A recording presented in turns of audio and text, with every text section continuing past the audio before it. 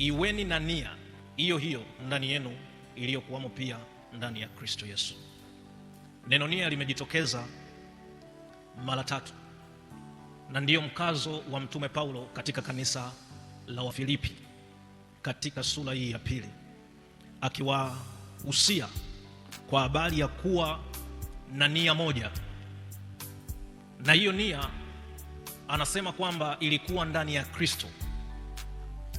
Kwa hiyo Mtume Paulo anataka kutufundisha ama kutuonyesha kuwa kioo chetu cha Ukristo ndani ya kanisa ni Yesu mwenyewe. Anataka tujipime hapo sisi kama kanisa la leo, kwa sababu Yesu ndiye aliyetuzaa sisi kama kanisa. Yohana Mtakatifu sura ya 1 mstari wa 12 na 13, bali wote waliompokea aliwapa uwezo wa kufanyika watoto wa Mungu, ndio wale waliaminio jina lake, waliozaliwa si kwa damu wala si kwa mapenzi ya mwili wala si kwa mapenzi ya mtu, bali kwa Mungu. Kwa hiyo kanisa limezaliwa kwa kusudi la Mungu. Kwa hiyo kanisa lina DNA au vinasaba vya Mungu mwenyewe kabisa, kwa sababu yeye ndiye aliyelizaa hapa duniani. Na tunapozungumza swala la kanisa, tunazungumza mtu aliyeokoka au kusanyiko la watu waliookoka. Sasa kusanyiko hili la watu waliookoka, chanzo chake ni Mungu mwenyewe, ndiyo kusudi la kuja kwa Yesu. Sasa Paulo anawaambia kanisa la Wafilipi kwamba muwe na nia hiyo hiyo iliyokuwamo ndani ya Kristo. Kwa hiyo iliyo ndani ya muasisi wetu. Nia ya Yesu ilikuwa nini? Nia ya Yesu ama lengo la Yesu lilikuwa nini kwa ajili ya kanisa? Moja ni kuokoa ulimwengu, kwa maana ya kuwaokoa wanadamu wote. Lakini 2, kujiletea kanisa lililo na umoja ndani yake. Kwa hiyo umoja ndio ambao unaotufanya sisi tuwe ndugu. Kwa hiyo kusudi la Mungu kuliumba kanisa katika umoja ni ili kanisa liweze kukua kiroho, kiidadi, hata kijiografia. Hatuwezi tukakua kama hatuna umoja.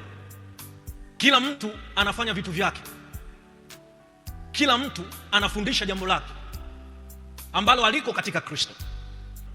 Kwa hiyo kitu ambacho kinachotuungamanisha sisi kama kanisa ni umoja, ambao huo sasa unazaliwa kwa yule Roho ambaye tumepewa sisi wote. Biblia inasema Roho mmoja, na tumebatizwa ubatizo mmoja, na tumeokolewa wokovu mmoja wa kumwamini Yesu Kristo. Kwa hiyo Mungu anafananisha kanisa na mwili, kwamba Yesu ni kichwa cha kanisa na mwili ni kanisa la Mungu. Kwa hiyo huwezi kumtenga Yesu na kanisa lake.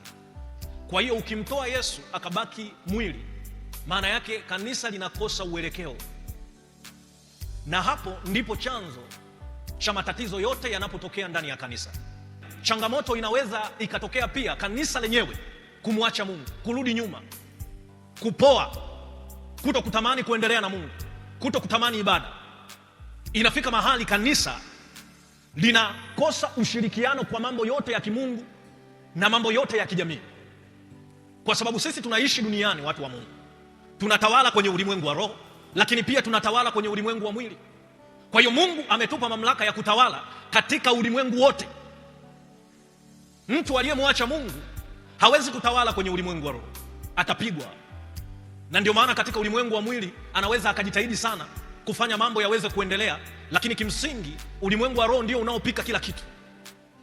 Unaweza ukajitahidi kwa nguvu zako, lakini usiweze. Lakini mtu anapomrejea Mungu, maana yake anarejeshewa utawala wake wa kiroho, kwa sababu mwanadamu amepoteza mamlaka pale alipokubali kutii maagizo ya Shetani.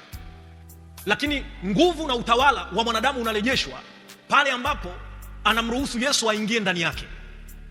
Kwa hiyo Yesu ndiye anayetupa uwezo wa kutawala.